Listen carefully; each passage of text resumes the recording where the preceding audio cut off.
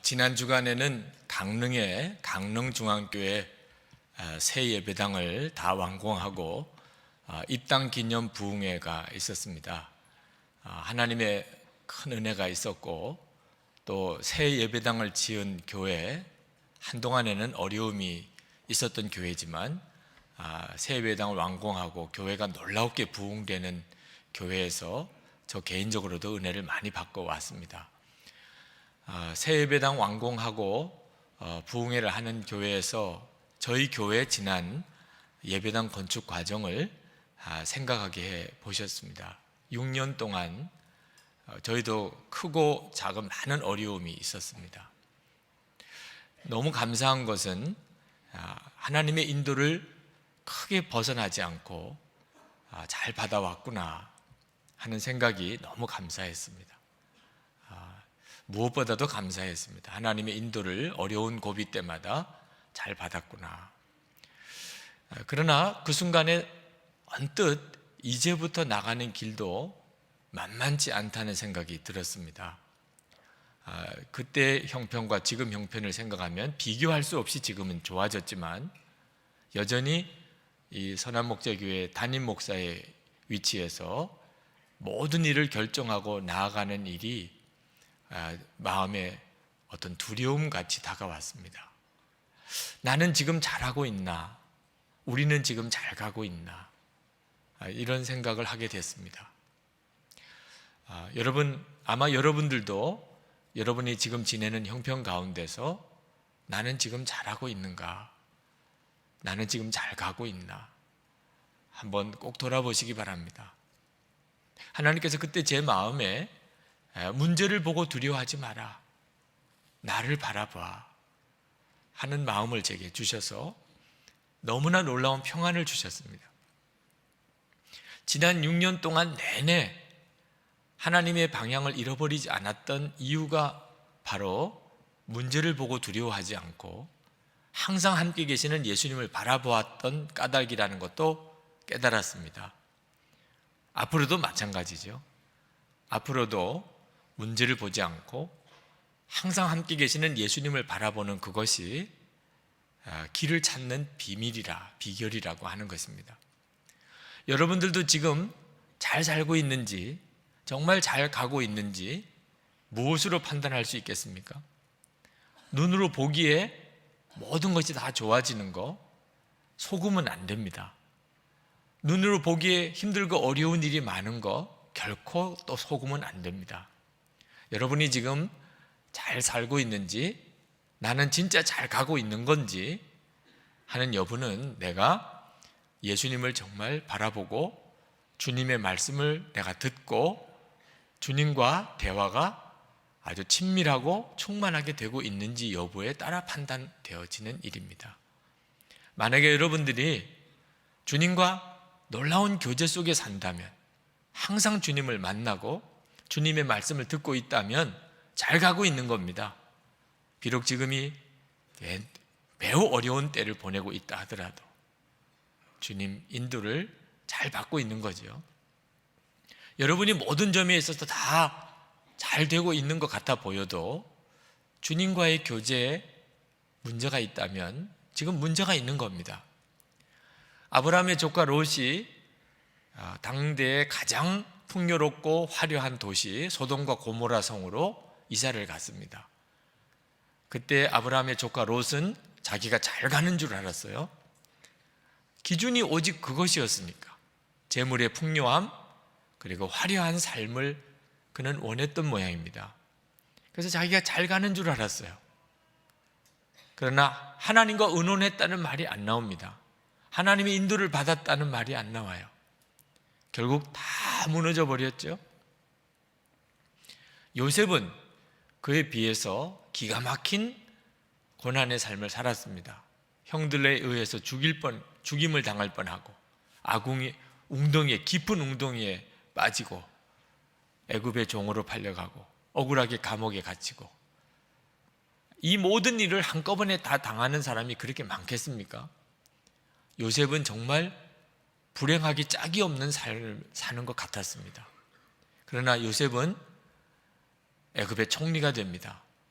온 가족들을 다 구원할 뿐만 아니고 7년 동안 주변에 있는 다른 나라 모든 사람들까지 다 먹여내는 그런 놀라운 일을 요셉이 감당합니다. 이유는 그가 감옥에 갔을지라도, 그가 종으로 팔려갈지라도 항상 하나님께서 요셉과 함께 하시더라고 성경은 말하고 있기 때문입니다. 그러므로 우리가 지금 잘 살고 있는지, 내가 지금 잘 가고 있는지에 대한 분별 기준은 내가 예수님을 바라보는 눈을 분명히 뜨고 사는가 하는 데 달려 있습니다.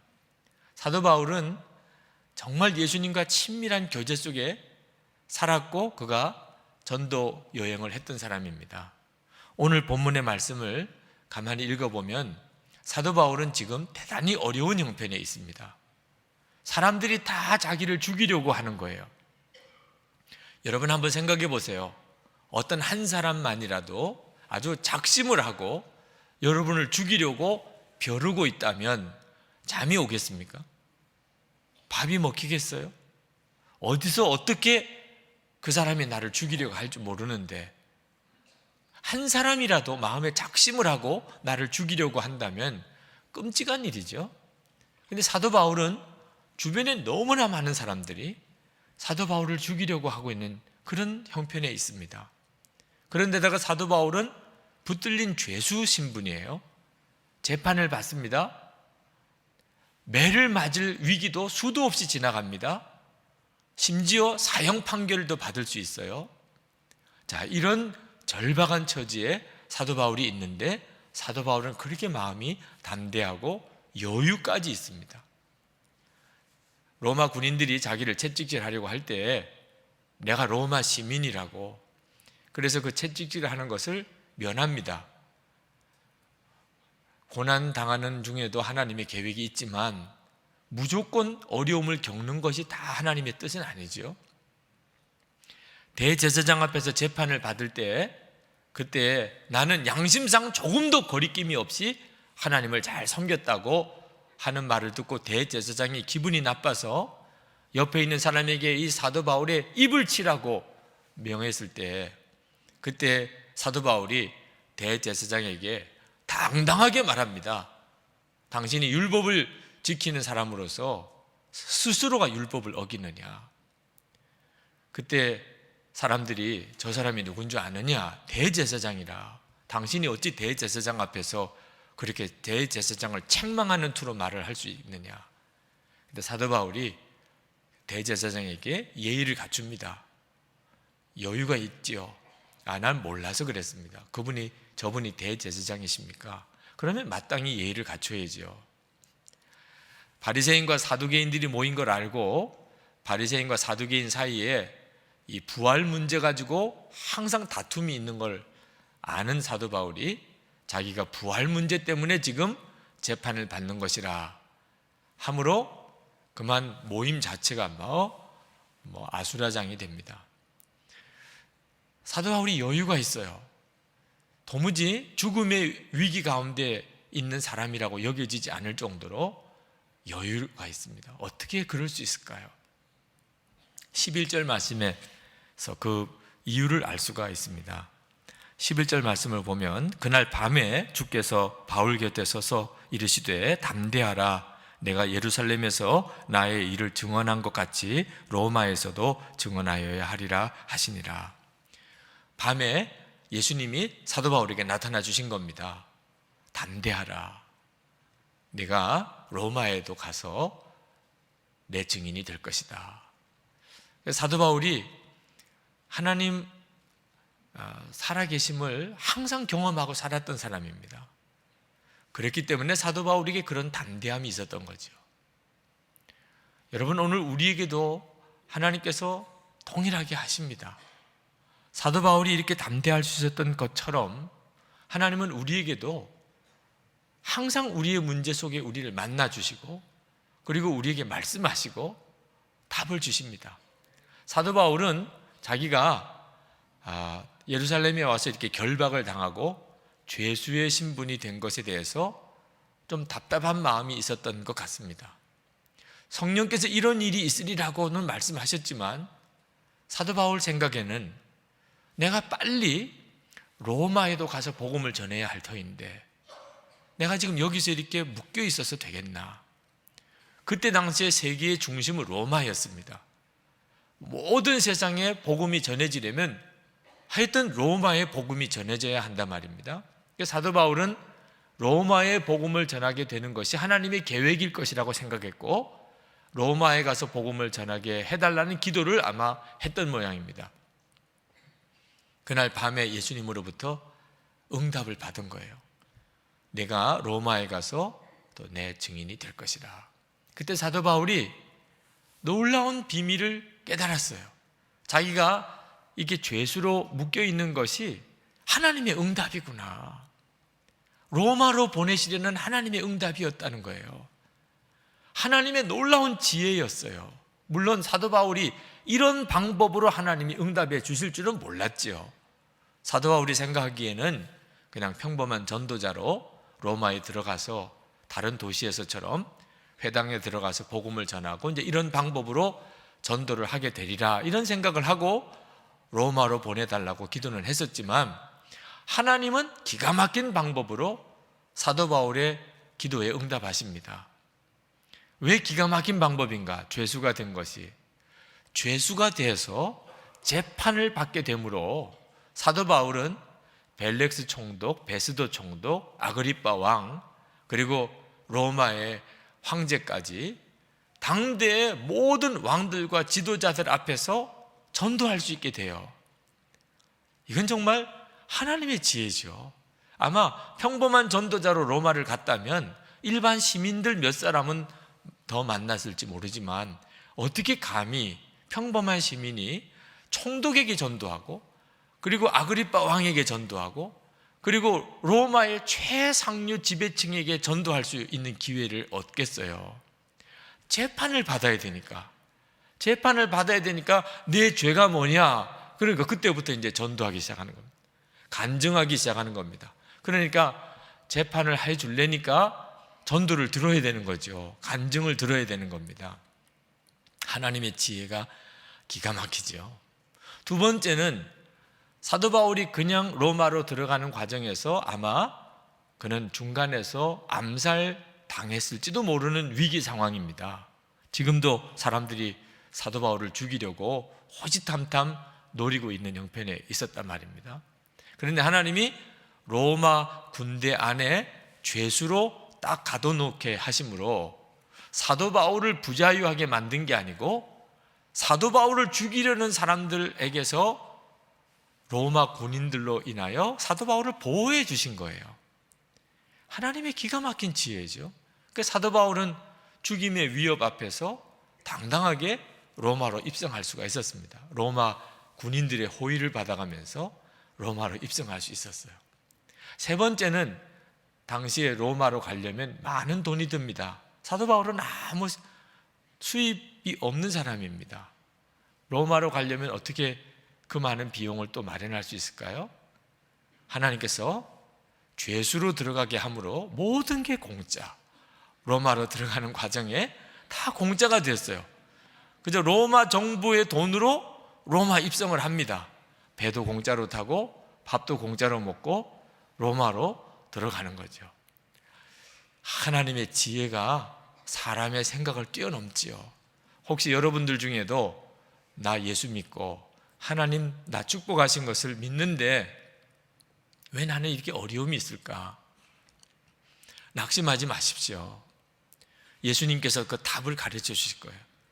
여러분에게 고난이 있다면 답을 가르쳐 주실 거예요. 여러분에게 지금 여러분의 기대와 다른 삶을 여러분이 살아서 낙심이 된다면 예수님이 답을 가르쳐 주실 거예요. 예수님이 사도 바울에게 답을 가르쳐 주셨어요. 여러분, 우리가 항상 예수님을 만나고 주님의 인도를 받으면서 사는 것이 우리를 향한 하나님의 놀라운 계획입니다. 아브라함이 하나님의 놀라운 축복의 부름을 받고 그는 고향 아비 친척의 집을 떠납니다.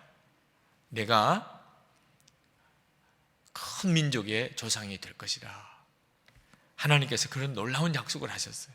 그리고 그 약속에 의지해서 이제 고향을 떠났는데, 하나님의 약속은 너무나 놀라운 약속을 받았지만 현실은 너무나 아브라함을 좌절시키는 것이었습니다.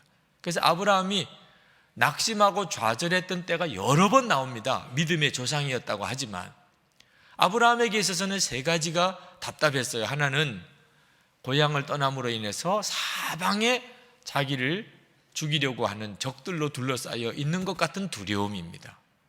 그때 당시는 더 말할 것도 없이 이방인들은 자기 안전을 지킬 방법이 없습니다. 사방이 적이에요. 두 번째는 나이가 많이 들어서 더 이상 아기를 낳을 수가 없는 상황이 되도록 민족은 고사하고 아들 하나가 없는 겁니다. 세 번째는 땅 한 평이 없는 거예요. 그러니 아브라함이 그때마다 마음에 낙심이 됐습니다. 그런데 그때마다 하나님이 아브라함을 만나주세요. 그리고 하나님께서 아브라함에게 세 가지 말씀을 주십니다. 첫 번째는 너 절대 두려워하지 마라. 두 번째는 아들 정도가 아니야. 너에게 반드시 큰 민족을 줄 거야. 세 번째, 내가 약속한 것은 반드시 지킨다. 그때 그 하나님을 만나고 다시 하나님으로부터 약속을 듣고 아브라함은 새 힘을 얻습니다. 창세기를 읽어보면 아브라함은 한 번 하나님을 만난 게 아닙니다. 한 번 하나님의 약속을 듣고 고향을 떠나서 그리고 믿음으로 계속 살았던 것이 아닙니다. 낙심이 올 때마다, 앞길이 캄캄할 때마다, 그때마다 하나님을 다시 만나고 또 다시 만나고, 그리고 믿음의 조상의 길을 가게 되는 거죠. 오늘 우리들에게도 하나님은 꼭 그와 같이 하십니다. 우리가 예수 믿고 이제 하나님의 자녀가 된 다음에 이제는 우리 노력으로, 우리 열심으로, 우리 지혜 가지고 우리가 우리의 삶을 살아가는 게 아닙니다. 우리와 함께 계시는 예수님께서 우리와 항상 만나주시고 우리 길을 순간순간 인도해 주시고 우리에게 다시 한번 믿음을 세우시고 우리와 동행해 주시는 것입니다. 여러분이 그 예수님을 만나고 사는 것이 하나님의 계획인 것입니다. 자, 그렇다면 여러분 마음에 실제로 그런 일이 있을 수 있을까? 사도 바울에게 있었던 것처럼 내게도 주님이 나타나 주시고 말씀해 주시고 내 문제에 대해서 주님이 또 인도해 주시고 그렇게 되어지는 그런 일이 내게 일어날 수 있을까? 그런 생각을 하실 거예요. 물론이죠. 정말 그렇습니다. 우리가 예수님께서 우리와 함께 계시고 그리고 내 안에 오셨고 그리고 나를 인도하신다는 것에 대해서 알면서도 실제로는 예수님을 그렇게 체험하지 못하는 이유는 우리가 예수님을 체험하는 것을 어떤 특별한 체험이라고 생각하고 있기 때문이에요. 예수님을 만나고 예수님의 말씀을 듣고 내 문제에 대해서 예수님이 분명하게 응답해 주시는 것이 아주 특별한 체험일 거다. 아주 놀라운 신비한 체험일 거다. 이런 생각을 하기 때문에 여러분들이 주님의 인도하심을 매 순간 아주 평범한 삶 속에서 경험하는데 어려움을 겪는 것이에요. 오늘 말씀을 읽어보면 사도 바울이 아주 특별한 체험을 한 것처럼 그렇게 읽어지기도 합니다. 밤중에 예수님이 사도 바울에게 나타나셔서 서서 말씀하시기를 담대하라. 내가 예루살렘에서 복음을 전한 것처럼 내가 로마에서도 나의 증인이 될 것이라. 이런 말씀을 들었다. 그러니까 얼마나 놀라운 체험이에요. 여러분들이 그렇게 생각하니까 이런 체험은 내게는 없을 거야. 내가 이런 체험을 하려면 아마 평생 한 번이나 할까? 이런 체험을 하려면 기도도 많이 해야 되고 금식도 해야 되고 아마 기도원에도 가야 되고 그럴 건데 나는 그럴 만한 여건도 안 되고 또 혹 그런다 하더라도 다 이런 체험을 한 건 아니라던데 그런 생각에 사로잡혀 있으니까 늘 함께 계시는 주님에 대한 체험이 어려운 것이죠. 오늘 이 본문의 말씀을 사도행전을 전체를 다 읽은 분들은 사도행전에서 이 표현이 많이 나오고 있다는 것을 알고 있을 거예요. 사도 바울이 밤에 예수님을 만나서 주님으로부터 어떤 대답을 듣고 또 힘을 얻었다. 성경에 사도행전에 여러 번 나옵니다. 사도행전 16장 9절에 보면 사도 바울이 아시아에서 복음을 전하는 일에 어려움을 겪습니다. 왜 성령께서 막으시는 줄 모르겠어요. 전도를 하겠다는데 그때 밤에 환상이 바울에게 보이니 마게도냐 사람 하나가 서서 그에게 청하여 이르되 마게도냐로 건너와서 우리를 도우라 하거늘. 주님께서 사도 바울에게 환상 중에 유럽으로 건너가야지, 내가 원하는 건 너가 유럽으로 건너가는 거야, 지시하시는 응답을 받는 장면입니다. 16장 25절에 보면 유럽에 건너가서 빌립보의 감옥에 갇혀버려요. 세상에 이게 무슨 일인가? 하나님이 가라고 그래서 갔는데 이 감옥에서 갇혀서 이게 무슨 처지인가? 사도 바울도 얼마나 마음이 힘들었겠습니까? 근데 밤중에 사도 바울에게 놀라운 일이 벌어집니다. 한밤중에 바울과 실라가 기도하고 하나님을 찬송하며 죄수들이 듣더라. 사도 바울이 주님을 만나는 역사가 일어난 거죠. 갑자기 마음에 하나님을 향한 찬송과 기도가 나왔어요. 그때 옥문이 흔들리고 간수장이 예수 믿고 빌립보 교회가 세워지는 역사가 일어나죠. 사도행전 18장 9절에 보면 고린도에 가서 사도 바울이 이 도시에 복음을 전해야 되나, 도무지 예수 믿을 것 같지 않아요. 사람들이 그냥 빨리 다른 도시로 가야 되나 마음이 흔들릴 때 밤에 주께서 환상 가운데 바울에게 말씀하시되 두려워하지 말며 침묵하지 말고 말하라 하는 응답을 받습니다. 지나가서 사도행전 27장 23절 24절에 보면 사도 바울이 배를 타고 로마로 가다가 풍랑을 만나서 배가 완전히 파선하게 됩니다. 그럴 위기 때 내가 속한 바 곧 내가 섬기는 하나님의 사자가 어제 밤에 내 곁에 서서 말하되 바울아 두려워하지 말라, 내가 가이사 앞에 서야 하겠고 또 하나님께서 너와 함께 항해하는 자를 다 내게 주셨다 하였으니. 그렇게 사도행전을 읽어보면 사도 바울에게는 아주 일상적인 일이었어요. 사도 바울이 복음을 전하러 여행을 쭉 다닐 때 항상 주님은 사도 바울에게 지시를 하셨어요. 만나 주셨어요. 그래서 항상 새 힘을 주시고 그리고 길을 가르쳐 주시고 방법을 주셨어요. 그러니까 오늘 이 본문의 이 내용은 특별한 체험을 말하는 게 아닙니다. 사도 바울에게는 항상 있는 일이었어요. 예수님께서 늘 동행해 주시고 말씀해 주시고 인도해 주시고 그랬던 이야기인 것입니다. 저는 오늘 이 시간에 저도 여러분 모두에게도 하나님은 우리에게도 이런 동일한 체험을 통해서 예수님과 동행하는 은혜를 부어주시기를 원한다는 걸 확신합니다. 제가 주님과 이렇게 평범한 삶 속에서 주의 인도를 받는 확신을 갖게 된 사건이 제가 주의 음성을 들으려고 기도원에 올라갔었던 때의 일입니다. 제가 꼭 주님의 응답을 받고 싶은 것이 있었어요. 그것은 제가 목사가 된 것이 아버지가 목사가 되라고 해서 된 건지 하나님이 저를 부르신 건지 제 마음에 확신이 없었어요.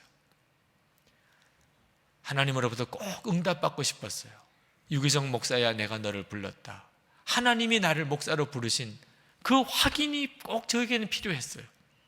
그래야 목회를 할 거 아니겠습니까? 아버지가 시켜서 목사가 된 목사가 무슨 목회를 제대로 하겠어요? 하나님이 나를 부르셨는지 하나님 그거 한마디만 제게 말씀해 주십시오. 그러면 제 평생 죽도록 충성하겠습니다. 그러나 그때는 제가 하나님의 음성을 듣는 것을 아주 특별한 체험으로 듣는 것인 줄 알았어요.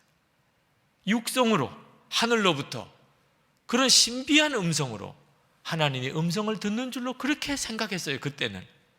그래서 기도원에 올라가서 바위에 올라가서 나무를 붙잡고 그렇게 몸부림치면서 하나님께 기도했어요. 한 번만 들려주세요. 하나님 저를 목사로 부르셨다는 증거를 한 번만 음성으로 확인해 주세요. 음성을 듣지 못했습니다. 그때 기도원에 내려오면서 얼마나 제 마음이 낙심하고 좌절했는지 모릅니다.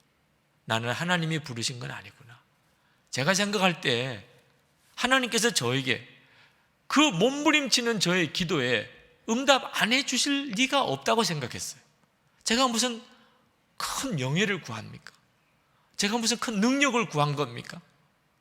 내가 하나님의 종인지만 확인해 달라.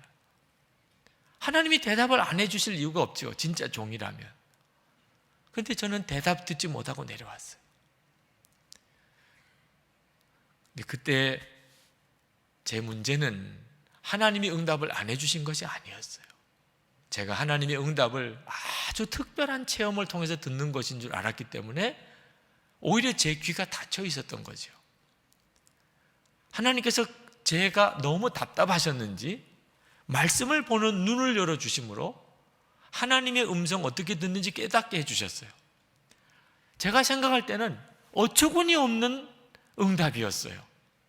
요한복음 14장 26절 말씀에 보혜사 곧 아버지께서 내 이름으로 보내실 성령 그가 너에게 모든 것을 가르치시고 내가 너에게 말한 모든 것을 생각나게 하시리라. 생각나게 하면서 응답해 주시는, 생각나게 함을 통해서 말씀하시는 그 성령에 대해서는 저는 전혀 상상도 못했어요. 그날 이 눈이 뜨였어요. 그때부터 저의 믿음은 막연하게 그저 하나님을 믿는 믿음에서 실제로 주님께 순종하는 믿음의 삶으로 전환점을 이루게 됩니다. 그건 너무나 놀라운 일이에요. 막연하게 하나님을 믿는 것과 실제로 주님의 지시를 받아가며 순종하는 것은 정말 차원이 다른 것입니다. 성령의 음성을 생각나는 것을 통해 듣는다. 아마 믿어지지 않은 분이 많으실 거예요. 설마 그럴까? 생각은 얼마나 다 많습니까? 생각이 너무 평범한 것이기 때문에 오히려 믿어지지 않는 것이에요. 아주 신비한 소리로 듣는다면 그건 진짜 하나님의 역사겠지. 그런데 생각을 통해서 말씀하신다. 그건 너무 간단하잖아? 너무 평범하잖아? 그래서 오히려 안 믿는다니까. 그러나 성경을 읽어보면 성령께서 생각을 통해 말씀하시는 말씀들이 계속 나옵니다. 로마서 8장 5절 6절에 보면 육신을 좇는 자는 육신의 일을, 영을 좇는 자는 영의 일을 생각하나니 육신의 생각은 사망이요 영의 생각은 생명과 평안이니라. 에스겔서에 성령을 보내시겠다는 예언을 하시면서 성령을 새 마음이라고 표현하셨어요. 그러니까 우리 마음에 성령의 역사의 증거가 나타나는 거죠. 에스겔서 36장 26절에 보면 또 새 영을 너희 속에 두고 새 마음을 너희에게 주되 너희 육신에서 굳은 마음을 제하고 부드러운 마음을 줄 것이며. 지금 여러분의 마음과 생각 속에 성령이 임하신 증거가 있다는 겁니다. 그것이 바로 주님의 음성을 듣는 것이에요. 주님을 만나는 시간입니다. 여러분 안에 계신 예수님, 사도 바울만 아닙니다. 여러분 모두의 삶 속에 주님은 여러분의 삶을 인도하기를 원하세요. 여러분이 겪고 있는 문제 속에 주님은 대답을 주셔요. 여러분이 힘들 때 주님은 만나주세요. 그런데 특별한 체험으로 할 거라고 생각하지 마세요. 지금 주님은 여러분과 함께 하신 것을 여러분이 알기를 너무나 원하시고 계세요. 여러분이 스스로가 특별한 체험이 아니니까 주님을 만났다고 생각을 하지 않는 거죠. 어떤 사람이 생각에 대해서 쓰기를 내면의 자아를 향한 대화다. 생각을 이런 표현을 쓰셨어요.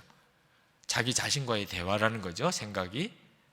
그런데 저는 하나 더 깊이 들어가도록 여러분에게 요청합니다. 여러분 안에 예수님이 계세요. 생각이라는 것은 여러분 안에 계시는 예수님에게 대한 대화예요. 자, 그렇게 해보시면 여러분들 안에 놀라운 일들이 벌어집니다. 여러분이 큰 소리로 할 수도 있어요. 할 수 있으면 그렇게 하면 더 좋아요. 그러나 조용히 말 안 하고 할 수도 있어요. 예수님, 제게 말씀해 주세요. 여러분이 그냥 그렇게 생각으로 주님께 대화를 걸 수가 있어요. 주님께. 아무도 없고 문제가 안 된다면 큰 소리로 예수님, 저에게 말씀해 주세요. 그렇게 할 수 있습니다. 우리가 하루 종일 일하다가 시간이 나면 마음속에 이런 생각을 하지요. 뭐 하지? 한 시간이나 시간이 남네. 다음에 뭐 하지? 그렇게 생각하잖아요. 여러분 자신과 대화하는 거지요. 그런데 이제는 여러분 안에 계신 예수님에게 물으세요. 예수님, 한 시간 남는데 뭐 할까요? 아주 쉽지요? 여러분이 그렇게 해보시는 거예요.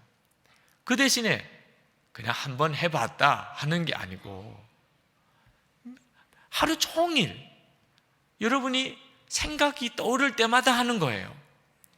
여러분 자신에게 말하지 말고 여러분 안에 계신 예수님에게 말씀하는 거예요. 예수님, 어떻게 할까요? 예수님, 뭐 할까요? 예수님은 어떠세요? 주님, 이런 때는 좀 지혜를 좀 제게 주세요. 주님이 원하시는 대로 제가 할게요. 여러분이 이렇게 하루 종일 시간이 날 때마다 여러분의 매일 그렇게 주님이 하신다면 그러면 여러분 안에 놀랍게 주님이 말씀하시는 것을 듣게 됩니다. 너가 정말 이렇게 하기를 기다렸어. 내가 나에게 귀를 기울이기를, 너가 내게 정말 말을 걸어오기를 내가 기다렸어. 내가 그동안 너에게 계속 말을 했지만 너는 내가 말하는 줄 몰랐어. 나는 너를 향한 놀라운 계획을 가지고 있어. 네가 가지고 있는 문제에 대해서 내가 답을 가지고 있다고. 나는 너가 잘 되기를 원해. 너를 인도할 거야. 이제 내가 마음의 준비가 되었으니 너무 기쁘다. 내가 이제 내 삶 속에 관여할 거야. 많은 성도들이 목사님 설교만 들으면 너무 간단하대. 목사님 설교만 들으면 정말 주님을 언제나 만날 수 있을 것 같이 그렇게 느껴진대. 그런데 자기는 안 된대. 자기는 도무지 안 된대. 주님의 음성을 듣는 것도 안 되고 주님을 바라보는 것도 안 된다는 거예요. 여러분, 안 되는 것을 이상하게 생각하지 마세요. 워낙 우리는 눈으로 보는 것과 귀로 듣는 것에 의존해서 살았기 때문에 눈에 보이지 않으시는 예수님이 나와 함께 계시다는 것을 그렇게 듣고도 그렇게 믿는다고 하면서도 실제로 예수님을 바라보고 사는데 전혀 훈련이 안 됐던 거예요. 소리를 들을 수 있는 사람의 말은 내게 있어서 굉장히 중요하고 내 눈에 보이는 사람이나 주변에 되어지는 일들은 내게 중요하지만 눈에 보이지 않는 것은 그건 실제라고 내가 생각하지 않았기 때문에 예수님 내 안에 계시다고 그렇게 하고도 혼자 있을 때는 나 혼자 있는 줄로만 생각. 주님이 내 안에 계시다는 것에 대해서 깜빡깜빡 잊어버린 채 그저 혼자 소리처럼 어떻게 하지? 어떻게 하나? 그러고 살았던 거예요. 그런데 눈에 보이지 않는 그 예수님이 내 안에 계신 것처럼 내게 말씀하실 것처럼 내가 이제 그렇게 믿고 전혀 보이지도 않는 예수님에게 말을 건다는 일이 익숙지 않으신 거예요. 단 그거 하나입니다. 지금까지 살아오던 방법과 너무 다른 방법이니까 여러분에게 익숙지 않은 것뿐이에요. 하루아침에 잘할 수는 없는 겁니다. 누구나 다 미숙해요. 처음에는. 하나님께서 여러분들에게 가지고 있는 관심은 여러분을 재판하시는 게 아니에요. 잘했다 못했다 하나님 평가하고 싶어 하시지 않아요. 나는 안 되나 봐. 나는 못하겠어. 그때 하나님이 제일 안타까워 하시는 거예요. 하나님께서는 여러분들을 끊임없이 용서하고 또 용서하시는 하나님이십니다. 하나님의 목적은 여러분이 믿음 안에 바로 서는 거예요. 여러분의 진짜 예수님과 동행하는 삶을 살아가게 하시는 거예요. 그게 하나님의 목적이에요. 안 되고 실패하고 주님을 바라보기는커녕 죄 짓고 살았어요. 죄의 종으로 살았어요. 비참한 마음을 가지고 하나님 앞에 나온 하나님께서는 여러분을 다시 용서하여 세우기를 원하시는 겁니다. 나는 안 되나 봐. 그게 하나님을 가장 마음 아프게 하는 거예요. 여러분이 자녀들이 공부를 하다가 아빠, 엄마, 나는 안 되나 봐요. 그럴 때 가슴이 무너지잖아요. 왜 너가 안 된다 그래? 우리 스스로가 깨닫기 참 어려운 우리의 마음속에 있는 이기심 하나가 내가 다른 사람들보다 더 완벽해야 한다고 하는 생각입니다. 자신이 다른 사람들처럼 빨리 하나님의 음성을 듣고 하나님의 음성을 들어도 더 잘 듣기를 원하는 갈망이 우리 속에 있어요. 왜 나는 저 사람처럼 안 될까? 왜 나는 목사님이 설교하는데 이해가 잘 안 되지? 목사님은 되나 봐?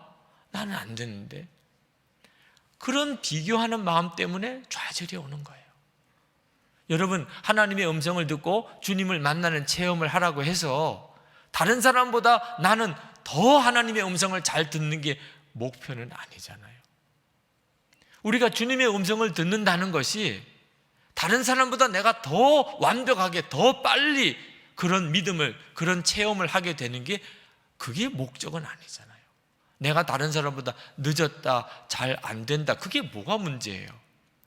우리가 주님의 살아계심을 경험하고 주의 음성을 듣는 귀가 열리려면 우리에게 필요한 자세는 마르다 마리아 이야기 속에 나오는 마리아 같이 하는 거예요.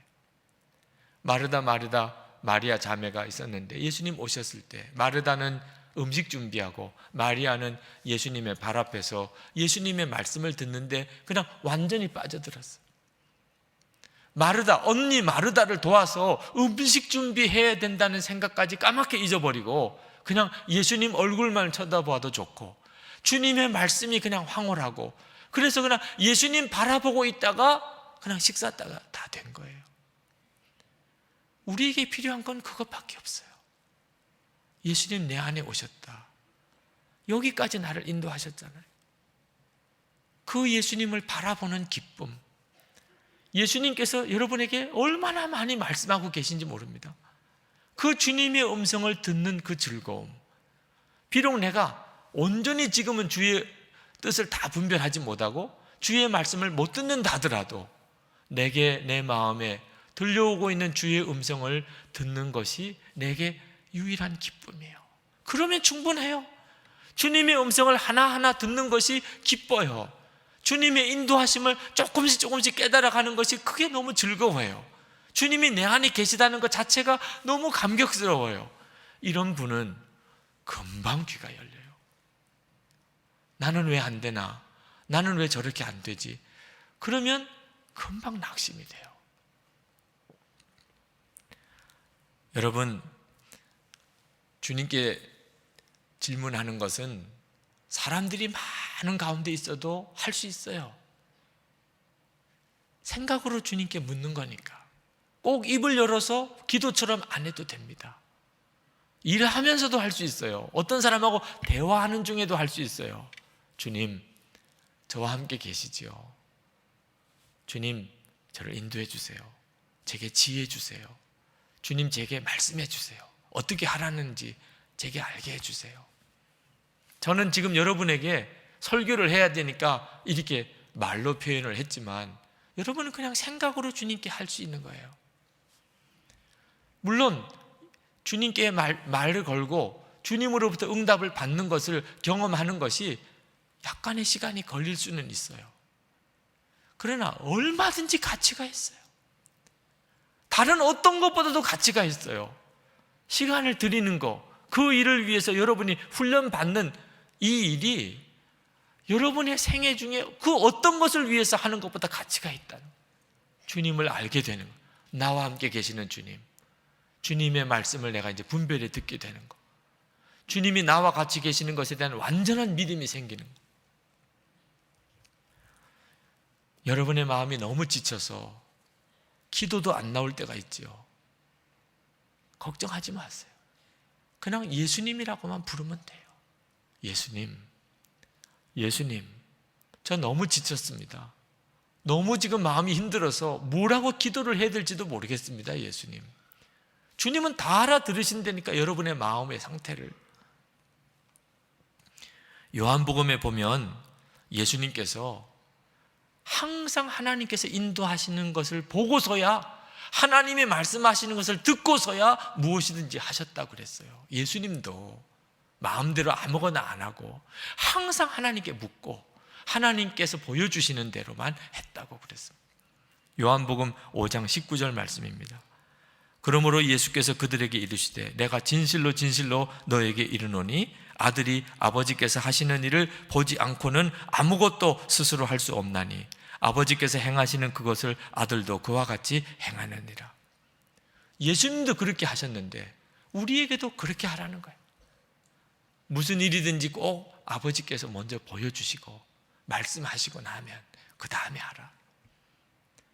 이건 너무나 놀라운 삶의 도전입니다. 지금까지 살아오던 삶하고 완전히 다른 삶이에요. 먼저 하나님이 보여주시면, 주님이 지시하시면 그 다음에 하라는 거예요. 아마 여러분 중에 야, 정말 나에게 그렇게 해주실까? 그렇게 하고 싶지만 믿음이 안 생기는 분이 계실 거예요. 사도 바울이 가슴이 막 자기가 경험하는 그 예수님을 우리 모두도 경험할 수 있었으면 얼마나 좋을까? 그래서 하나님께 간절히 기도하는 기도가 에베소서 3장 18절 19절에 나옵니다. 능히 모든 성도와 함께 지식에 넘치는 그리스도의 사랑을 알고 그 너비와 길이와 높이와 깊이가 어떠함을 깨달아 하나님의 모든 충만하신 것으로 너희에게 충만하게 하시기를 구하노라. 사도 바울은 정말 가슴이 터지는 것 같았다는 심정으로 말씀하고 있어요. 왜? 얼마든지 되니까. 사도 바울만 경험하는 게 아니에요. 우리 모두가 다 예수님은 정말 살아계시고 내 삶에 직접 역사하시고 간섭하시는 것을 분명하게 알게 되니까 그렇게 말씀하신 거죠.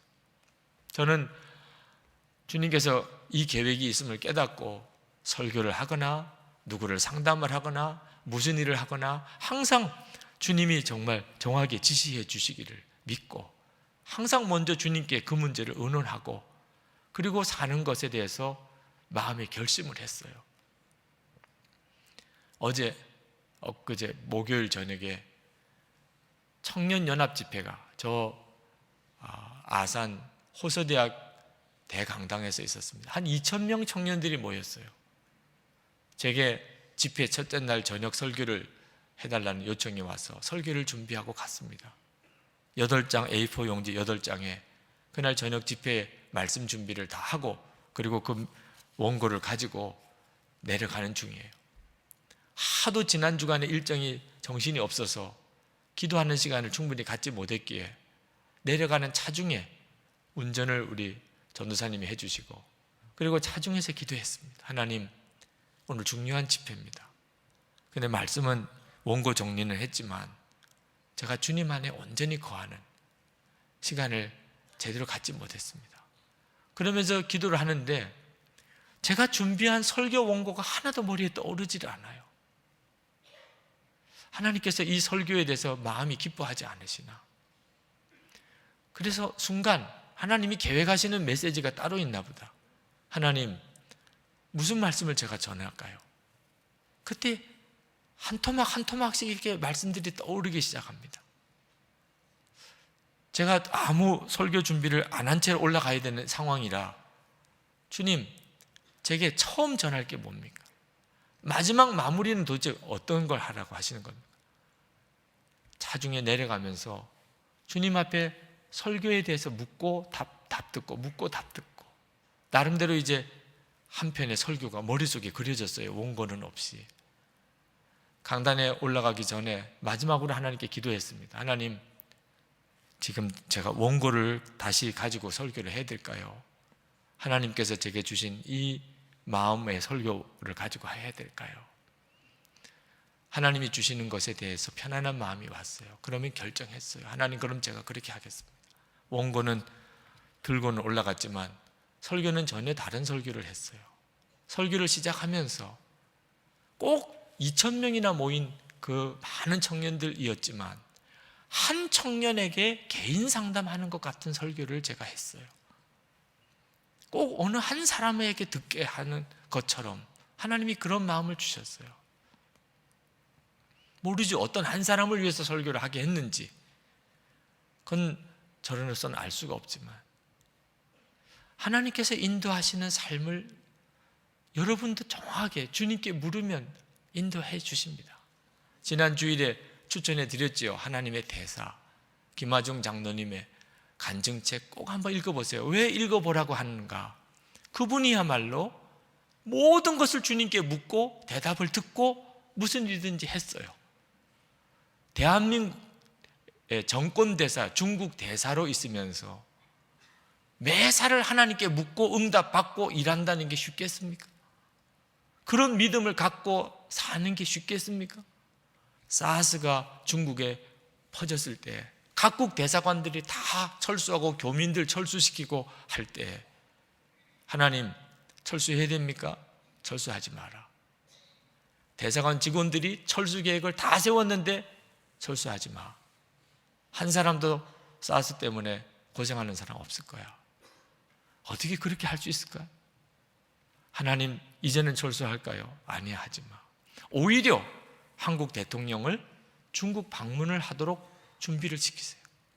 지금 중국은 사스로 인해서 정말 어려움 중에 빠져 있는데 대통령 중국 가시기 이틀 전에 중국 사스가 종결되죠. 청와대 김대중 대통령 비서관으로 있을 때 지난주도 말씀을 드렸나요? 결제마트로 가기 전에 꼭 기도하고 그렇게 결심을 했는데 어느 날 정신없이 가다 보니까 그냥 결제판 들고 먼저 들어갔어요. 대통령께 제가 중요한 것을 잊어버리고 왔습니다. 그래서 그러면 가져오라고 나와서 옆방에 가서 하나님께 기도하고 나중에는 왜 자꾸 잊어버리느냐 이런 지적을 받을 때가 있을 정도로 이런 사람은 어떤 삶을 살까요?